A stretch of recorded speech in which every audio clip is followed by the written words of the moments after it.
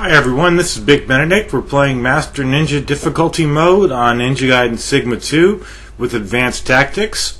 So I just want to let everyone know that the weapon I chose to upgrade to level 3 is the weapon I currently wield. The dual katanas or the Dragon's Claw and Tiger's Fang, however you want to consider it. So this first part is, I would say it's easy. In fact, it's probably 50 times as easy as that huge ordeal in Ninja Gaiden 2, where you have at least a dozen of those mecha soldiers. So in this area, we just have one rocket launcher enemy, and the reason, incidentally, I chose to upgrade this weapon as opposed to some other weapon is because this weapon helps me out on Zedonius more than any other weapon. If I were playing Ninja Gaiden 2, I would have upgraded the Scythe to level 3, but that weapon doesn't help me as much as this weapon does. Okay. So we have a rocket launcher guy down the way. Now we need to take these guys out. Now stay behind the corner. And this is a pretty fun chapter, and it has Zedonius for the boss. We're also going to be refighting King Kong. So also, just to let you know, I'll be doing the standard fight with Zedonius, and also I'm going to do what I did in Chapter 2, where I examined the boss in slow motion, because a lot of people have been telling me that it's very helpful to have things in slow motion, and that gives me a chance to speak in my entirety, because most of these boss fights, they generally last from like 2 to 3 minutes, and that's really not adequate enough time for me to say everything I need to say.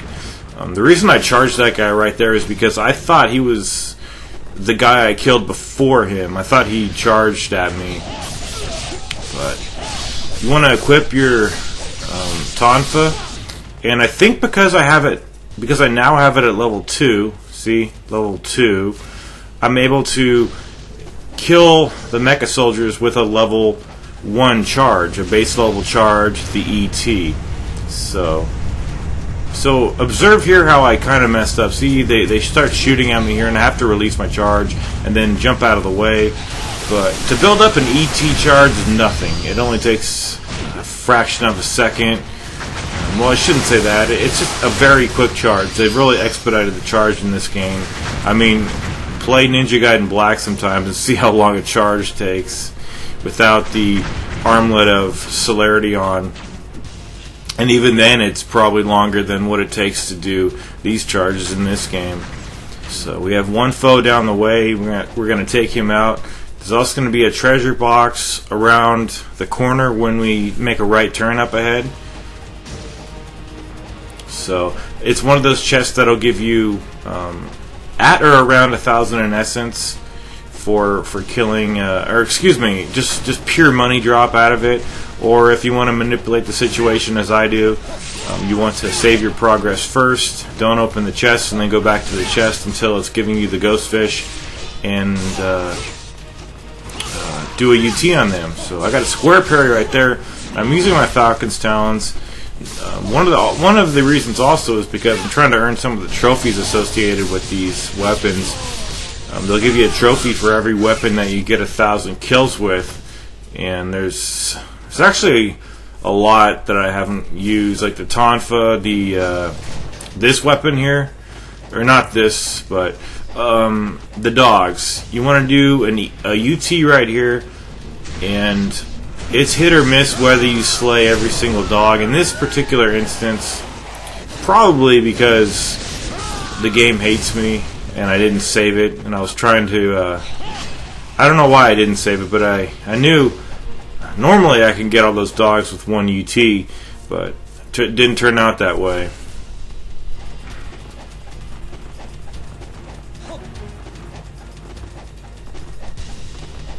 So there's also a level 4 strength for this weapon, but we won't get it until the final chapter, which is kind of regrettable, because after that we really can't use it too much because the game's practically over at that point. Although there is a battle that I like to fight after the the double header in that chapter with Genshin and Elizabeth. That's not in Ninja Gaiden 2, so that's cool. So anyway, we're going to be doing another fight up ahead after we get this item here. For me, it was an item since I lacked one of those. And I actually redid Chapter 9. And I used the Talisman of Rebirth, but I didn't use as many items as I did. Because if you rewatch that on the Armadillo fight, I wasted several items. Now here, I got those two guys, right? And normally a guy will spawn on this bridge right here. But the reason he didn't spawn there and spawned over across the way is simply because I was on that catwalk. So the game had to compensate for that. So you always have to know what's going on beneath the surface when you play games too, not just what's happening on screen. So that move that I did right there is square, square, move the analog stick in any direction, then square, square. It's a pretty good move. I mean, very good DLM rate when you get to these higher strength of weapons. But my normal routine would just be to go in the house and then slay all the enemies within the protection of its walls, even though there's several holes in the house. And then what I do after that is then I take care of the archers, or the rocket launcher enemies. So here I'm doing things a little bit differently, and mainly for the sake of wanting to make the game a little bit harder for myself.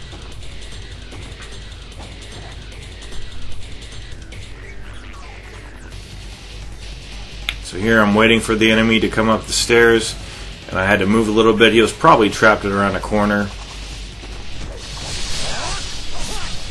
Just be very careful. These gun ninjas, I'm having to. I had to my first problem today was accidentally deleting the audio files that I had created to layer over the video. Then my second problem was just some other technical issues, not relating to audio, but rather relating to video. So I just decided, you know what, let me just delete everything and start over. And that's a setback for me personally, but in hindsight, it's going to make the guide a lot better because I can go through this chapter having just did it, having almost just completed it. So now I know exactly what's going on. Whereas before I was a little naive because you don't play some of these chapters for a while and you start forgetting things, and also things from Ninja Gaiden 2 blend in into that. So we're going to go up here, and you might want to save. I would definitely save. Even if you're a pro, just save it. And here is using the reverse wind to get iframes. I've done this like 20 times, and I never get hit. And I know the reason. I know it full well. I also like to do that move right there in that area, so I like to have the Dragon Sword equipped. So take out the Mecha Soldier real quick. If he's ascending, you might miss him, but the reason I mentioned a moment ago was that this game is better suited to be played on the PS3. I mean, the only place you can play it is on the PS3. But this house right here, if you just go up to this sandbag area, you don't have to deal with any other enemies except the one I killed. The one I shot at, though, we'll just have to ignore him because he can't even hit me from this vantage point. And I think the problem because when I play Ninja Gaiden 2, I always get hit on the landmines, and I know full well it's the control, the analog stick, or excuse me, the left trigger. And I hate to diss stuff, but that control. Look, watch. I'm going to do it again. I'm not even going to get hit. A lot of people know I hate the Xbox 360 controller. I think it's too big and it's too heavy. And, you know, obviously it's not heavy per se, but it's when you're trying to have a nice experience, a comfortable experience, that thing just weighs too much. Anyway, we got a tough room ahead, and I'm equipping the Lunar. You have to get this box to get the scenario to progress here. So no upgrade run fans, I really don't know what to tell you there. You probably are just going to have to accept the fact you have to open that, but this is a very hard room, and it took me a lot of tries today. And when I mean a lot, I probably mean about 35 to 50 tries. And I know you're probably at the beginning of laughing at me right there, but I would much prefer a room full of the IS ninjas from Ninja Gaiden 2. In that game, you had 30 IS ninjas to kill, 5 at a time, 6 sets. The problem with these guys is they guard lock you when you're guarding, and when you're not guarding and trying to hit other people, they stun lock you. So, and if there's anybody who's OT'd anywhere around you, you don't have a chance. They'll grab you and you're instantly dead. So, I don't know how to feel about this room, about a weapon. I think this weapon works pretty well. I mean, the other reason this took me a while is because I don't accept this being cheap. I mean, it's easy to just do charges. And I could have done it on my first or second try with just doing charges, but I'm not that kind of player anymore. I'm not going to do that shit. But when I say something's hard, I mean it. I genuinely mean it's hard. And when I draw comparisons to Ninja Gaiden 2, I mean that too. And I'm not trying to... When I also say that I think that this game's harder than Ninja Gaiden 2, I'm not trying to elicit a lot of exasperated responses from people and people being stunned and shocked that I would think that game, which many people consider to be the hardest game ever made, is easier than something. But I truly do think that, and what I say, I mean. When I say something, I mean it, because I'm an honest person. I'm sincere, and I feel that it's just a waste of time to lie, and just say stuff that's not true, because then you're misrepresenting yourself. And I like to be what am I trying to say? I like to be who I am, and I like for people to know who I am without any pretenses. So anyway, that's me, and that's what's going on with me in these games. This will be our 4th upgrade for the Life of the Gods, so we need 5 more for a new set. And okay, so we're going to go over to the rail here, and it's very possible to get a UT if you get an on landing. This right here is an on landing 360 charge. You can tell because of his posture when he lands, and then obviously that's a 360, the alternate move. No need to go outside and find a key that's not there, because this isn't Ninja Gaiden 2. So I did a little edit there where I switched to the flails. And in Ninja Gaiden 2, there are bats down here instead of fish. And I've always thought this was a really contradictory...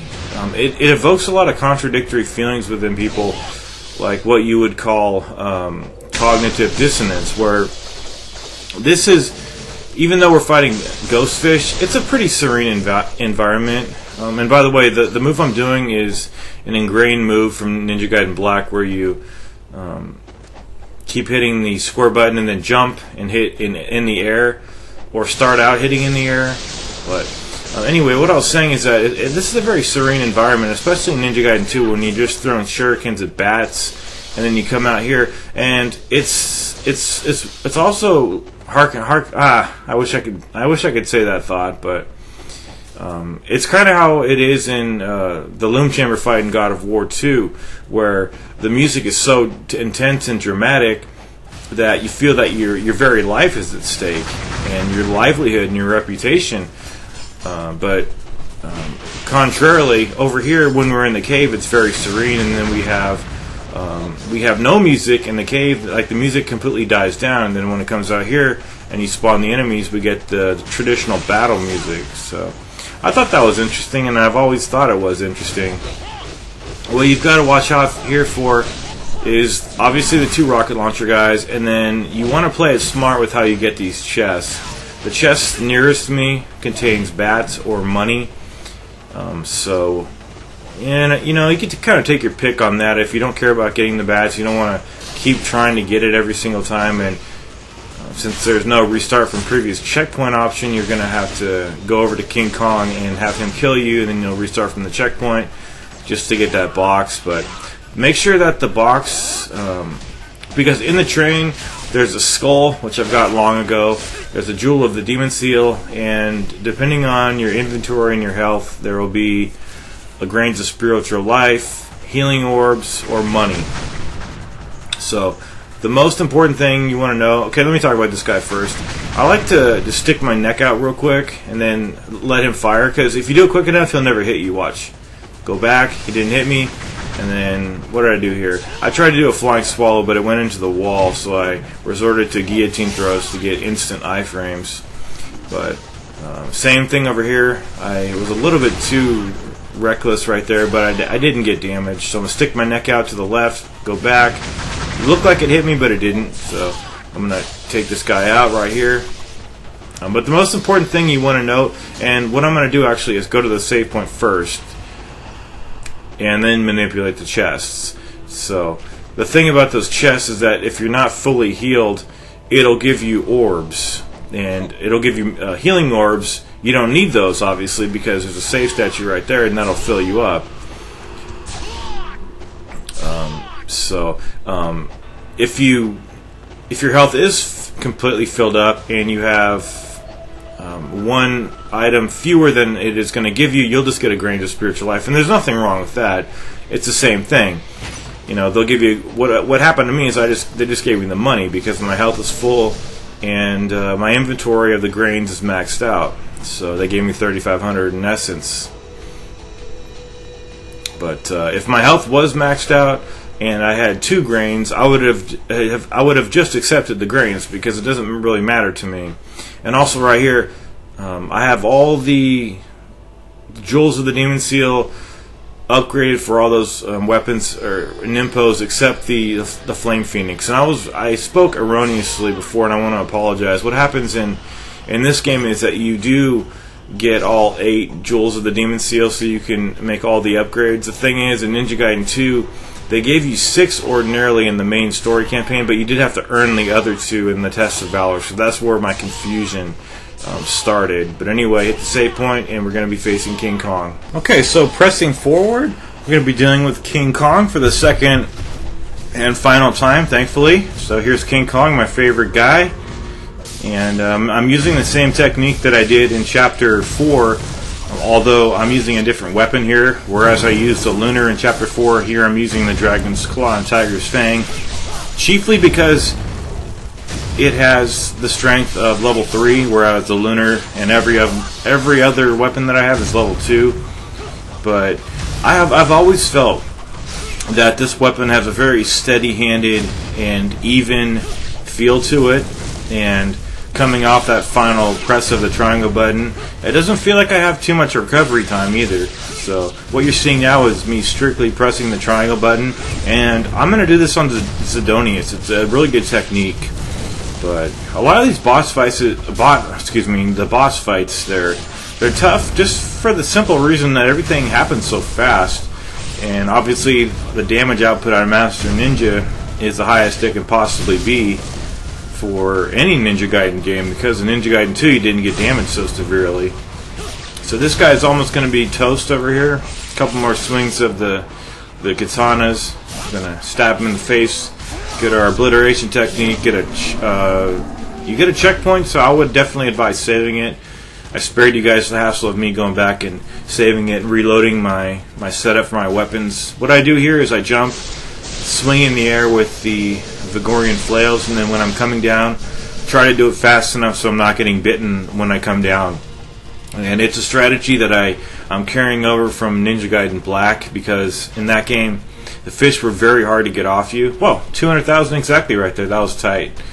So I'm going to jump towards these guys, hit them in the air, but you saw right there, it doesn't work as flawlessly as it can work in Ninja Gaiden Black. So I'm going to jump over here, and the reason I meant that it doesn't work as flawlessly in that game, or in this game rather, is because, for a simple reason, this is not Ninja Gaiden Black. It's a completely different engine.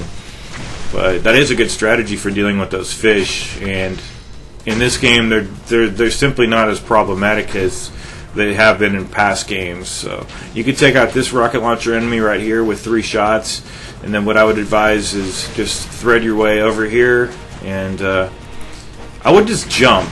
I was having problems doing the evade jump, so just wait for him to shoot, jump, and then immediately auto targets him for you, and just 3 shots, and then they're down for the count. Now we're going to be going up to the next section, The next box you encounter, though, is going to give you an herb of spiritual life. So you only want to get that if your health is maxed out. Because if it's not maxed out and you don't have the maximum number of herbs, it's going to give you some piddly orbs, which are meaningless to us since we're going to go to a save point right here in like 5 seconds from now. So there's my money. It's going to save my progress right there. Switch to the dual katanas, and we have 3 tactical ninjas to deal with here. They don't ambush you the way they do in Ninja Gaiden 2, because when you went to this area in Ninja Gaiden 2, you had a couple of IS ninjas, and then you always had one sneaking up on you. And I don't know, I just really prefer that game overall. But that's not to say this game is not sheer fucking fun, because it is. So I cast the wind blades right there with the Nimpo, drop in the air, charge and attack. And we're coming up on, also after the boss, we're going to be doing Ayane stage. And it's a pretty tough stage for the uninitiated, but if you play this game a lot and you know the game, it shouldn't be that bad for you. And I'm going to take a less cheap approach than I normally do, but I'm still going to be doing charges and things like that to earn more money, since they start you off with 0 money. So there really aren't too many confrontations left until we get to Zedonius. And as I mentioned before, I'm going to be doing, we're going to have two clips of that fight, one in real time, one in slow motion speed. And the speed at which it's going to be presented is half speed. So it's I believe it was a 3.5 minute fight, which translate obviously times 2 to a 7-minute fight. It might have been like 3 and 6, I'm not sure, but I don't need to go to the store since I have all my items maxed out. But the loadout you want for Zedonius, if you're going to be following in Meister Edici, if you've upgraded the weapons I've upgraded, you want to have your Dragon's Claw and Tiger's Fang equipped, you want to have your Inferno equipped, and you also want to have a Talisman of Rebirth equipped. So, if you've been following my guide, you have this weapon up to level 3, and you have the Inferno up to level 3 as well. Because the Inferno, it's very good against the lackeys that this boss has, the Blood Gauges. So, over here, I thought there was some guy down there left, but he probably was killed.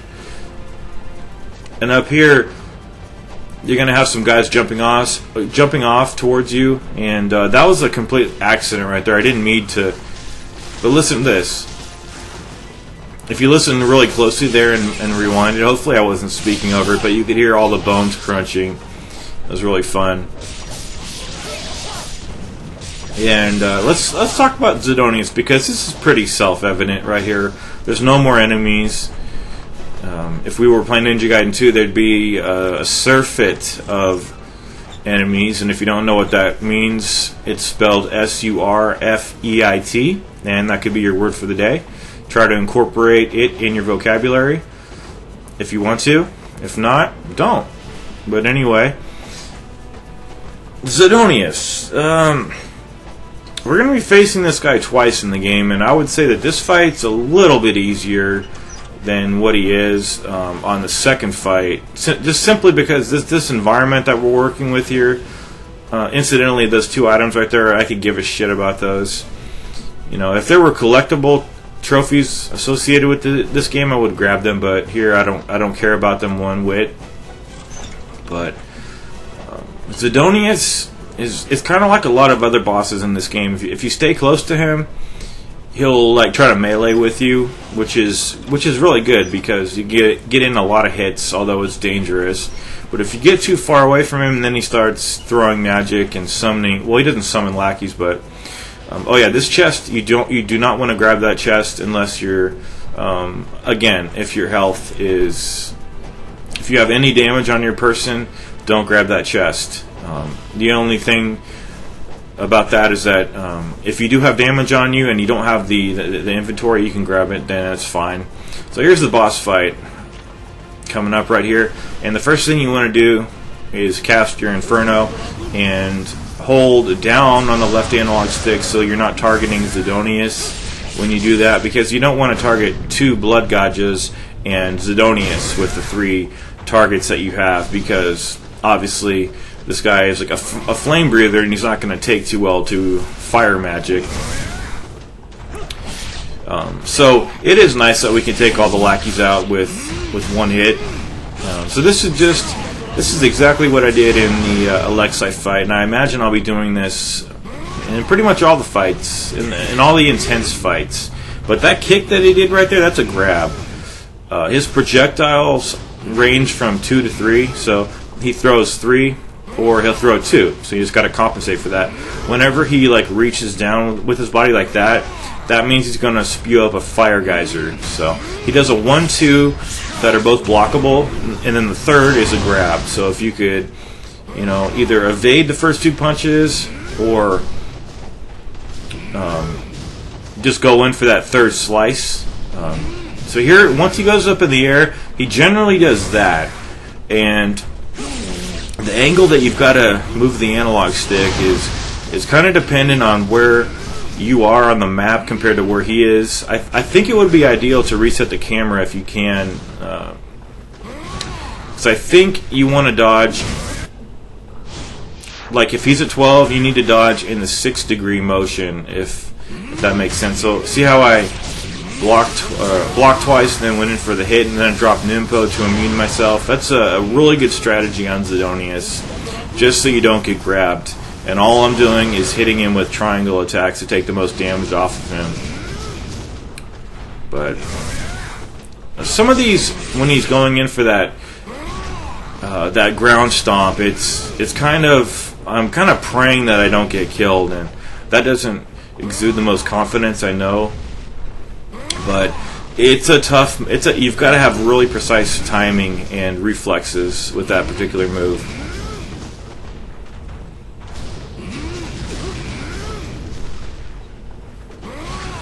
What else does he do?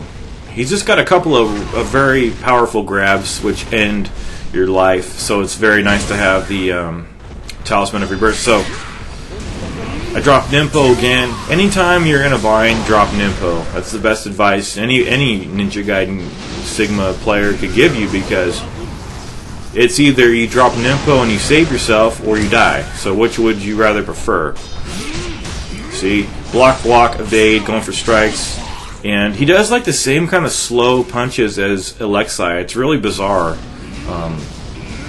It's that contradiction of his hitting so slow but moving around and throwing projectiles so fast that can make this fight tough for the uninitiated. So here's the fight in half speed. So you notice I targeted him at first, so I had to lower the left analog stick to target all these blood gauges. And now always, I'm telling you, always he will try to do the ground stomp. So he's ground stomping, I'm evading, I'm dash evading backwards, and I barely got it on time right there. And so he has to recover right here. So now I'm going to chop at him a couple times, not overstay my welcome, because I like for him to initiate his punches. There are times when he could simply just grab you without the combo having to transpire as well. So he did that again, and I think I took damage here. Yeah, see how much damage it takes? It's incredible. So you really have to have a Talisman of Rebirth equipped here. So now he's flying back up into the air, and just watch him. He's very easy to learn as far as telegraphing his moves. Obviously this means the fire geyser, so just move out of the way very quickly, and that could end your life too. I'm gonna heal myself a couple of times, and then he's doing the stomp again, and I evaded, and fortunately I didn't take any hits. So what I did now is chopped at him a couple times, does 2 chops, and then he's gonna go in for the punch, which I can block. It's not any kind of block that's gonna go right through your guard and have him grab you. So chop, chop, chop, and now I know he's going in for his second combo here, and then the final one, see the final one right there, that's also what he can do. A flame, it's a flame, he has a flame on his hand, but it's a grab, you don't want to mess with that. It's either a grab or some kind of attack that almost kills you outright. So I didn't need to overstay my welcome right there, so I left and cast Nimpo to get the hell out of dodge.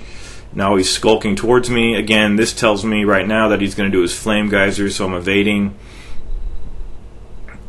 And as far as a strategy, I really can't say with any kind of certainty like what you should do. Should you stay close to him, or should you kind of, stay close and stay far away? I think it's fine because he always ends up coming to you with that ground slam. So I would not go out of my way to just go over to him, because a lot of the times he's going to throw these projectiles. See, he threw 3 of them there. So I'm going to keep my guard up and just see what he's doing. Now he's doing his Fire Geyser, evade. And just always measure this boss up. Just look what he's doing, because he telegraphs his moves like he doesn't even care about it. So how many? So he only threw two fireballs right there.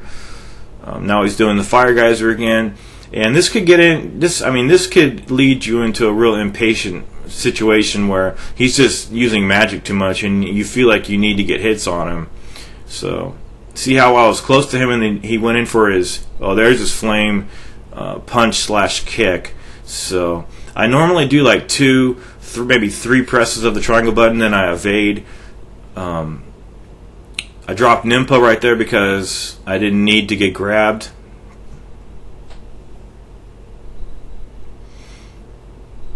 Now he's doing his Flame Geyser again. And he's a pretty easy boss. It's just that he's so fast. He's like Alexei, he's very fast.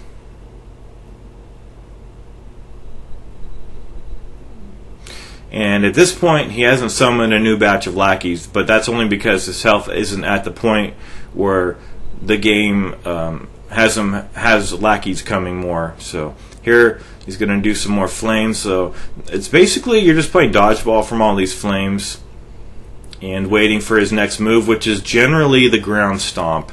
So let's see what he does. Or the Fire Geyser. See, he did the ground stomp right there, and you need to evade at the last second. And then evade back while he's recovering. Triangle. See, triangle, triangle, triangle. 3 triangles, 4 triangles, and then Nimpo, because I didn't want to even worry about having to dodge anymore. And you could pretty much use that as your whole strategy. Let him do the ground stomp, evade back, 4 triangles, and then the Inferno to give yourself all the iframes you need to protect yourself, and then get the hell away. So perfect opportunity right there for me to do it, but I was too cowardly, unfortunately.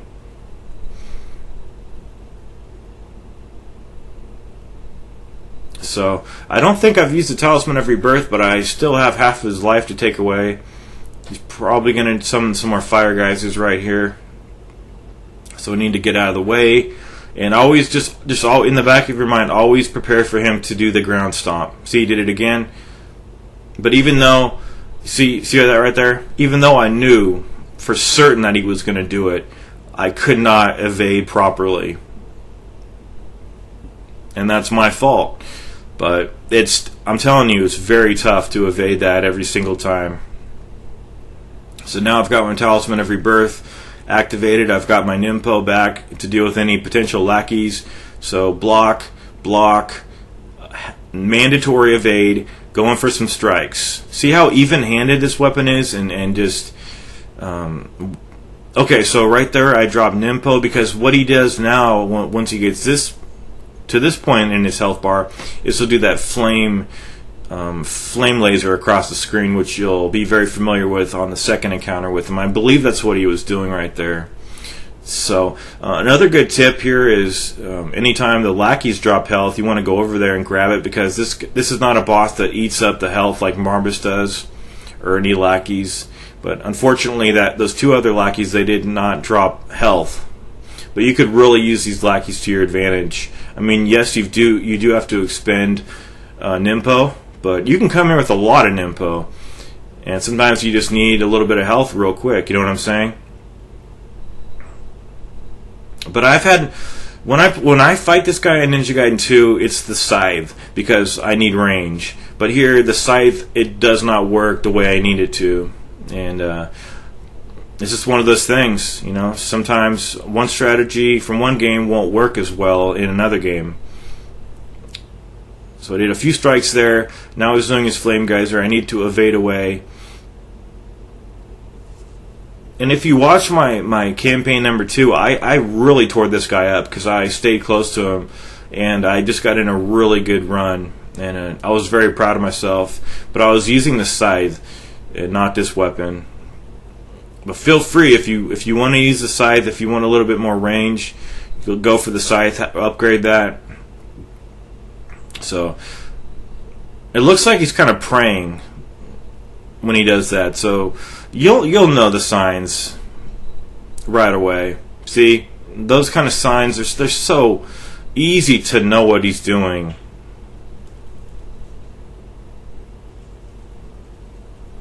And here I was a little bit too far from him to go in for any strikes, so I evaded his fireballs. 3 fireballs in total. Now, I just always keep my guard up, see what he's doing. More fireballs. These fireballs come fast sometimes.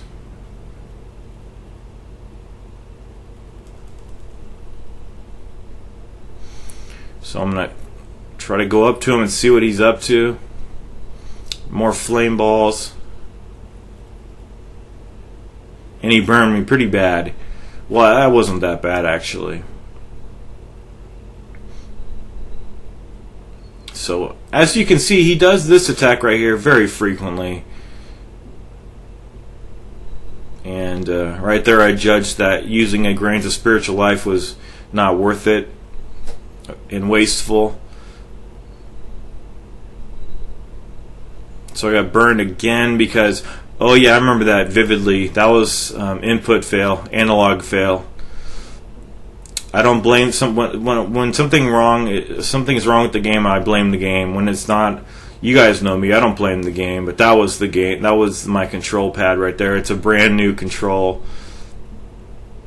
So going in for some more strikes, he blocked that one, kicked my ass right there. So I had to drop Nimpo right away, or this battle would have been over. And also, this was at the point where he started summoning more lackeys. So I had to drop magic and then evade away and also start healing pronto. And then maybe also get some health drops from these lackeys if they do decide to drop some. So I definitely need to use a grains and some Devil's Way mushrooms too. I wouldn't mess around trying to like Azuna drop the lackeys. Things are just too hectic. You just need to get them off the board quickly. And just don't worry about wasting. This is a tough fight. I've got to admit, it's a tough fight. So use all the resources you have. And that's why we haven't been healing in battle, so we can save up a lot of money. You know, when we're doing this kind of scenario, healing is mandatory, and it just goes with the territory, but, you know, battles are another thing. So he blocked again. He goes in for 2 punches. I evaded that, and then I can go in for some strikes here. 1, 2, 3, and I had to evade right there or he would have grabbed me. So then I cut him right there. Now things are getting pretty close. If I could just not screw this up, I'll be in good hands. And right here I was trying to decide how many I should apply to my key gauge, and I decided to just apply 1 more. Since I knew the fight was almost over, I didn't want to waste any items, seeing as how they're going to fill my key gauge up in the next time where we are with Ryu in Chapter 12.